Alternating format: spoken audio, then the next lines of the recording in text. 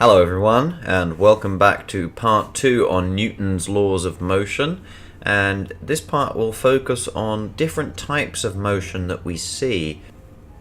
In the last video we got as far as the second law, and that is to do with the effect of mass on forces, and that's where we're going to pick up this time.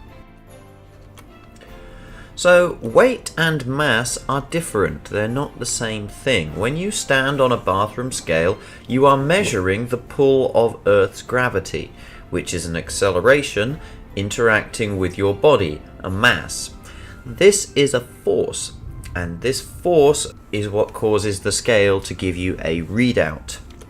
Mass is the amount of actual matter in your body. So weight is really the force that your body creates in your current gravitational conditions. It just so happens that almost every human being who's ever lived has never known any other gravitational conditions. And this means your weight can change depending on your gravitational conditions, as astronauts and certain high-flying dance groups can attest. So, weight then is the force created by your body due to gravity. The force of gravity causes objects near Earth's surface to fall with an acceleration of 9.8 meters per second squared. So by Newton's second law, the gravitational force on any object near the Earth's surface is going to be its mass times 9.8 meters per second squared. So the gravitational force is the weight of the object. So your weight on Earth is based on this value of 9.8 meters per second squared, but if you went to the moon, then your mass would not change, but your weight certainly would. So looking at some different types of motion, projectile motion is the sort of motion you get from a thrown object. Sometimes the motion and the forces are not in a straight line. So imagine here you have a ball being thrown, and it's mostly up but also across, and you can see the ball following a curved path because gravity continues to act straight down.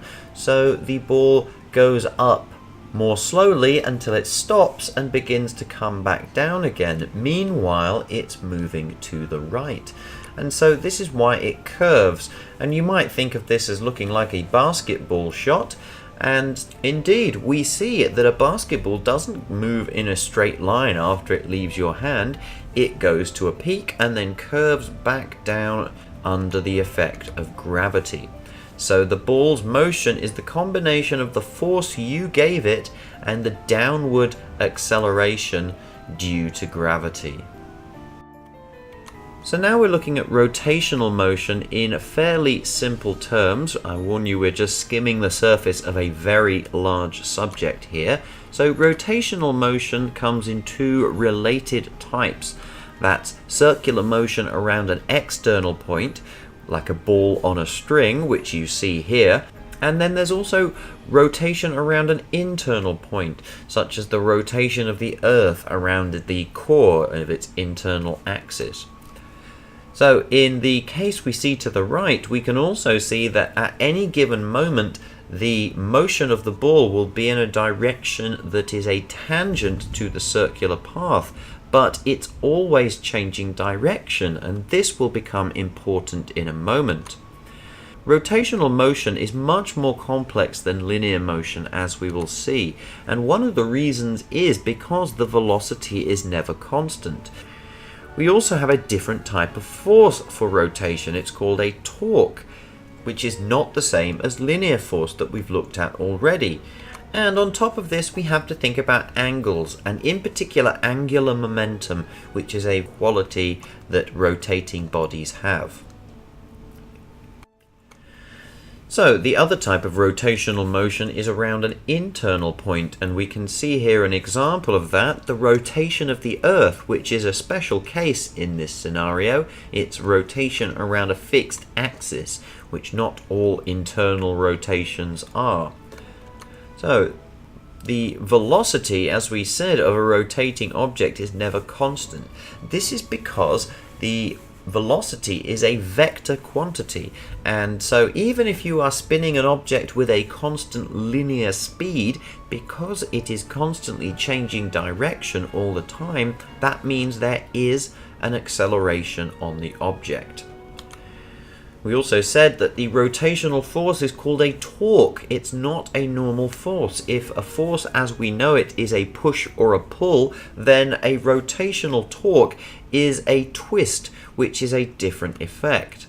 And then finally, angular momentum is like linear momentum, but it's based on the torque instead. So like linear momentum, it is conserved, and that leads to some very strange and difficult effects. Finally then, we have reached the third and final law of motion. Newton's third law describes the nature of force's existence, which sounds very deep and impressive, and as you might expect, it's actually not quite that deep and impressive. So Newton's third law of motion states that forces always exist as pairs that are equal in magnitude but oppose each other in direction. Or, as you might have heard the famous phrase, every action has an equal and opposite reaction, which somewhat oversimplifies the matter. So Newton's third law is a little bit strange to think about because it literally means when you push on a wall, it pushes back. So how can a wall push back? The wall doesn't move, it doesn't do anything against you, and it doesn't use any energy, even though you have to use energy to push it. So think of it this way. If the wall didn't push back on you, you would fall straight through it. You would be pushing on the wall with a force, and that force would have nothing coming back at you the other way. So the fact that you feel the wall is the reason that you know it's pushing back on you.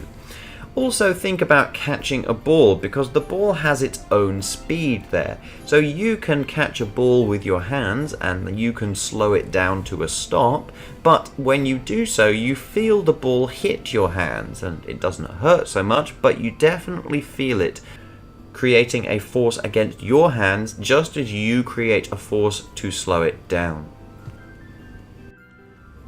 So in the third law, we think about things called action-reaction pairs. And this is the forces exerted by two objects on each other under the third law of motion.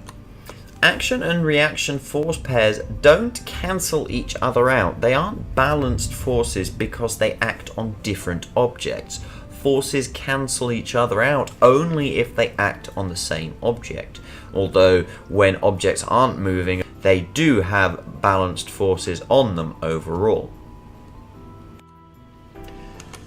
So let's look in space, a good place to demonstrate the third law. You've got an astronaut here, and he throws a wrench to his friend who's also spacewalking with him.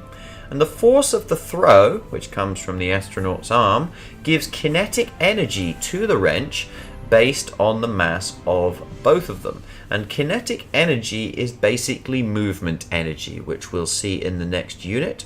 However, the wrench will, with a much smaller mass, act with the same force on the astronaut. And we can see this in terms of numbers, but it's the smaller mass which really makes the difference. Let's say the astronaut has a mass of 200 kilograms with that big heavy spacesuit, and the wrench is just 2 kilograms, which is still pretty big for a wrench. Let's say that the astronaut throws it with a force of 100 newtons. The acceleration of each object is going to be the force divided by the mass in accordance with Newton's second law.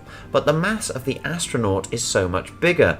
For the wrench, the acceleration is 100 newtons divided by 2 kilograms, giving us 50 meters per second squared, which is quite a large acceleration, but if you remember it's applied for half a second or less, you end up with a much slower speed for the wrench. The astronaut also feels a force of minus 100 newtons. Remember, it's in the opposite direction, and it's divided by 200 kilograms this time, so we end up with an acceleration of minus 0.5 meters per second. And again, if it's applied for only half a second or so, you end up with a very, very small speed. You can see from the example on the previous slide that action-reaction pairs are not balanced forces. They do not cancel, and it's easier to see this because we can see the effect of the reaction force. The astronaut really does move back when he throws the wrench. The wrench really does give that opposing force. But the third law is still there when a book sits on a table. The book's weight under gravity creates a force down, and Newton's third law creates an opposing force up. But they're not balanced forces, they are a third law pair of forces. It's true that the book is not moving, so all the forces on it must be balanced. And in fact, the acceleration on the book due to gravity, which is exactly the same size as the force it creates on the table, is countered by the opposing force from the table up. So where the force is going is sometimes a little bit difficult to determine, but overall I hope you can see that action-reaction pairs are not the same as balanced forces. So this has got us to the end of our little discussion on Newton's three laws. We've looked at them in some moderate level of detail, but not too much. Obviously, as you go higher in physics, things get much more complicated and much more mathematical. But this is where I leave off for today, and I'll see you in the next video.